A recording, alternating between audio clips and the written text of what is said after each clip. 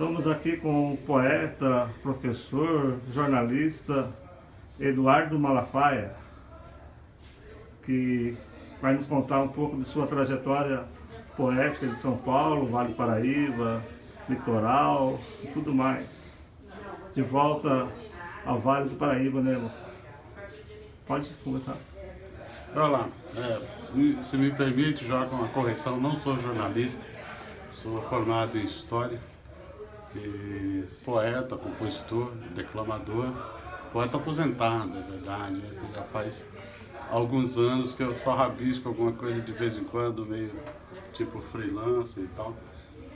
E por coincidência hoje, uma amiga nossa, a Denise, mulher do Ricardo Balheiro, me pediu emprestado um livro meu de poemas, que é uma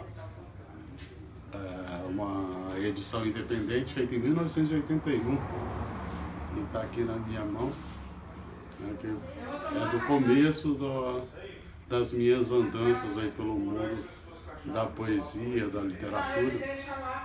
Na verdade, eu tinha feito uma publicação independente em 1980, né, acompanhando o movimento que havia na cidade de São Paulo, dos poetas independentes e tal. Só que o meu primeiro trabalho publicado de forma independente era um livro em prosa. Era o que não tinha, ninguém publicava coisa em prosa, era tudo mais poesia. E eu fiz o Não É Proibido Sonhar. Infelizmente eu não tenho mais nenhum exemplar daquela edição de 1000 exemplares, feita em 1980, e com o dinheiro que eu consegui ganhar da primeira edição, eu consegui vender praticamente toda a edição durante o ano de 1980. Aí no início de 1981 eu fiz o Conturbação, com ilustrações de uma amiga minha, Lília Maria Dávila da Almeida, que infelizmente já é falecida. E nos últimos anos da vida dela, ela morou aqui em Jacareí. A família dela era de Jacareí. E acabou coincidindo de eu vir para cá morar depois em São José dos Campos. Já é a 4ª vez que eu estou morando aqui. E conhecendo o pessoal do movimento, o Joca e tantos outros, né, através da Fundação Cultural Cassiano Ricardo.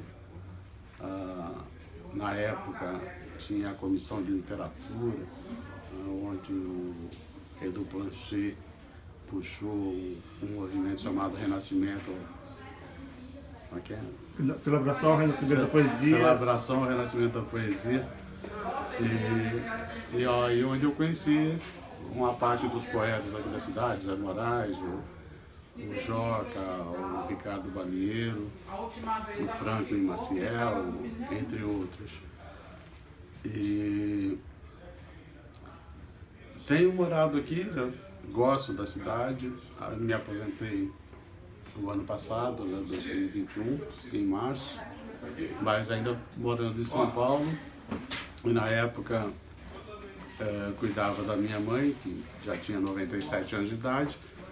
Aí depois do falecimento dela, no início de maio, dia 1º de maio de 2021, eu acabei me mudando de novo, né, aqui para São José dos Campos. Estou morando no bairro Buquirinha 2, desde maio de 2021. E agora estou começando a frequentar aí os ambientes de saraus e rodas de amigos e cantoria, e reencontrando pessoas, né, para divulgar o meu trabalho e de repente ter novas inspirações para fazer novas coisas, sei lá.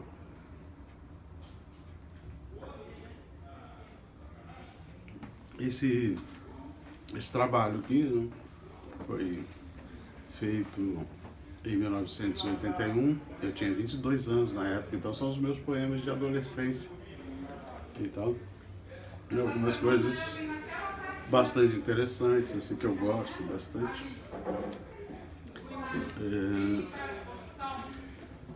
Então, já que eu estou com tempo disponível e uma câmera para frente, deixa eu ler aqui um dos poemas assim, Na época, eu fiz teatro amador em São Paulo, eu fazia parte de um grupo onde tinha 6 poetas. Era um grupo de teatro, mas tinha 6 poetas. E um desses poetas, o meu primo Vanderlei, ele gostava muito de um poema meu chamado As Portas, que está aqui na página 35. Então deixa eu achá-lo aqui e vamos registrar. As Portas 1, é porque teve uma época que eu dava o mesmo título para vários poemas, aí numerava 1, 2, 3, então tem o As Portas 2, mas que não está nessa edição. As Portas 1. Fechem as portas, abram as portas, tranquem-se, fechem-se, abram-se as condições, abram-se ao mundo através das portas, dos corredores. Fechem os olhos, fechem as mãos, que os corações já estão fechados. Os corpos fracos estão morrendo. Fechem as portas, que todas elas prendem os seres, livres das portas, presos às condições. Andem nos corredores, corram ao dinheiro, abram as portas, portas fechadas para se abrir, portas abertas para se fechar. Mexam os trincos, as fechaduras, mexam as portas, as tortas portas, todas as portas, em todas as partes loucas da agonia, da morte e prisão, que nos aniquila, e entre as paredes, nos corredores, atrás das portas, fechem as portas, apaguem as luzes, derrubem as paredes. Não derrubem as paredes, deixem-nas isoladas, abandonem as paredes, saia de tudo, saia para o mundo. Deixe os corredores dos prédios, das casas, as portas abertas, as portas fechadas, todas as portas abertas, presas às paredes, deixe-as sós. Deixem as portas tortas do mundo nos corredores, deixem todas as condições, deixem viver. Vivam a liberdade, vivam o mundo. Lá fora a liberdade, lá fora a natureza. Deixem existir, existam juntos, no meio das árvores, no meio das matas, entre as feras, por entre florestas, nadando nos rios, no meio do ar, no meio do mundo, sem meio de corredores, sem meio de portas, em meio a tudo, longe das condições, em meio aos sonhos, nos sonhos das nuvens, na beleza do céu, os sonhos eternos, os amores mais ternos, os amores maternos, das feras já mães, das mães já não feras, libertas de tudo, em sonhos na terra, sonhando viver, livre ao sol, sonhando sonhar, num sonho liberto, onde se solta num sonho distante, bem longe do mundo, sonhado nos corredores, dentro dos prédios, atrás das portas. Bravo! Quer falar mais alguma coisa? Assim, no momento que eu me lembro, né, esse é o começo das minhas publicações independentes. Como eu já disse, fiz um livro em 1980, outro em 81. Depois dos anos 90, eu fiz 14 cadernos de poemas, na época era costume, né, as pessoas fazerem fanzines. Eu fiz uns cadernos de poemas baseados na ideia dos fanzines.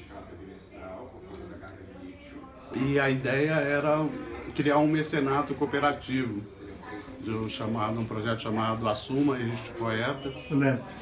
Que a ideia era que as pessoas me pagassem antes de receber o trabalho. Elas me pagassem para eu fazer cópias de xerox dos cadernos que tinham 20 páginas para eu poder mandar pelo correio para essas pessoas. O projeto não vingou muito. Na época eu tentei divulgar na grande imprensa, fui na Folha de São Paulo, no Estadão e tal, mas a coisa não vingou. Tentei participar do programa do Jô Soares, que na época ainda era no SBT e tal, mas também não rolou, né, que foi bem no ano, isso foi em 93, foi bem no ano do escândalo dos anões, lançamento da URV, do Plano Cruzado e tal. Então, tinha a Copa do Mundo em 94. Então foi um período que não deu para competir com os grandes eventos aí que estavam acontecendo no país. Eu não consegui divulgar o projeto, acabou não dando certo.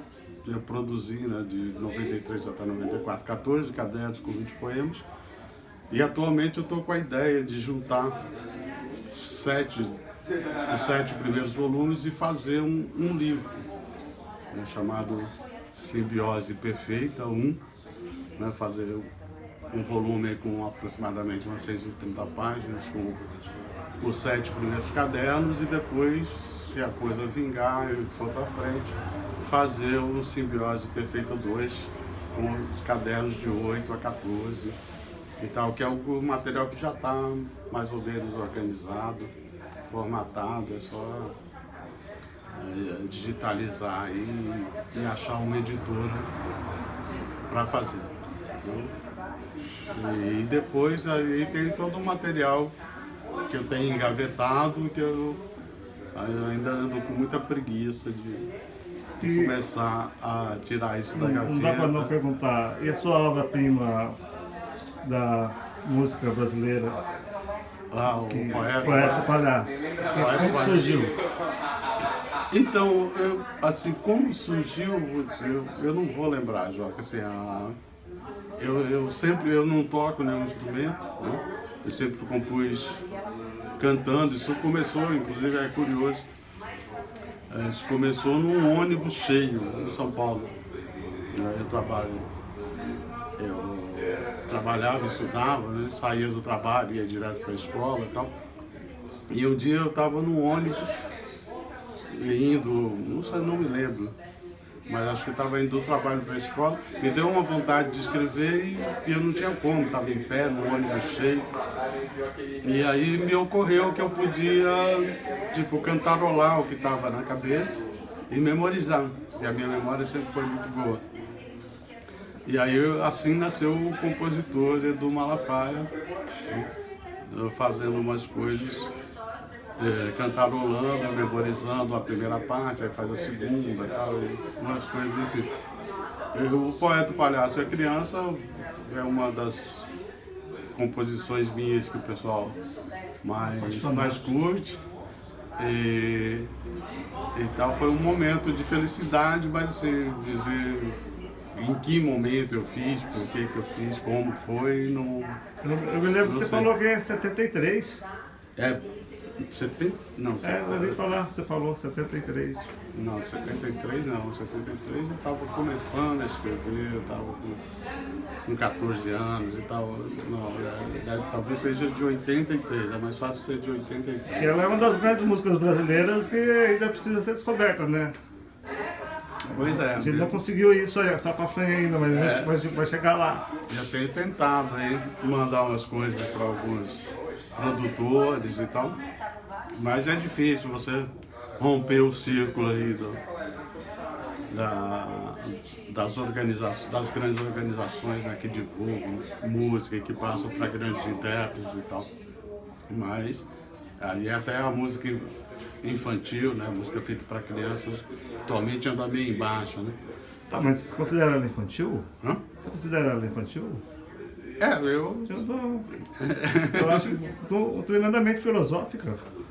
Sim, ela norteia o nosso caminho literário, poético. Mas ela tem uma levada, assim, que é mais... Eu acho que é mais para agradar a criançada e tal, enfim. Então agrada a criança eterna nossa. E aí será bom se isso que você disse concretizar, se agradar a criança das pessoas de todas as idades, né? Mas ela é isso. Essa música eu já fiz números, já falei pra você, né? Já fiz inúmeros textos baseados nela. Sim, eu já vi. De vez em quando eu leio algumas coisas do Entre Mentes e tal, vejo as postagens que você faz. Daí ela tá sempre repetindo, porque cada pessoa, como diz o Raul Seixas, ele ensinou o Paulo Coelho a fazer uma letra que possa ser ouvida mais de 50 vezes. E o Poeta Palhaço é isso, é uma canção que toca a alma. É aquilo, né? Todos nós, né, temos talentos para umas coisas, não temos para outras, né? É meio disso que se trata, né? Quando eu digo que eu não levo jeito para ser um mago, aí o outro diz eu não levo jeito para ser de circo, e alguém diz para mim não tem mais jeito, eu sou um palhaço. e os 3 dias, graças às condições político-econômicas desse país, e andamos por aí na corda bamba. Grande Malafaia, abraços! Opa!